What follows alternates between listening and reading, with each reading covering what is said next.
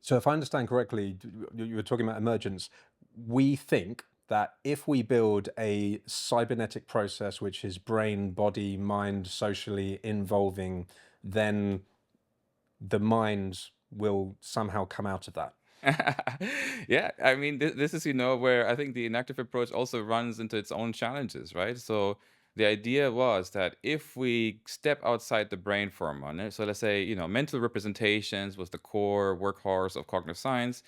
It doesn't get us where we want to go. Well, what then? Let's see. The brain is an organ of the body. The body is an environment, and in the case of humans, it's a social cultural environment. So maybe then we've explained everything. Um, but my nagging feeling is that someone who is an eliminativist about consciousness and values could buy all of that and say, of course, the brain is an organ and is embodied in such an environment.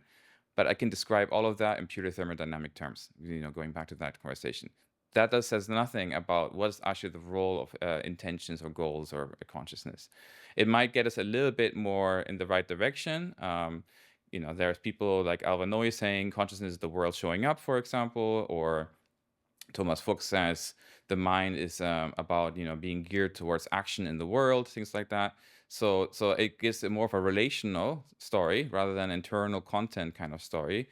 But the big mysteries are still there.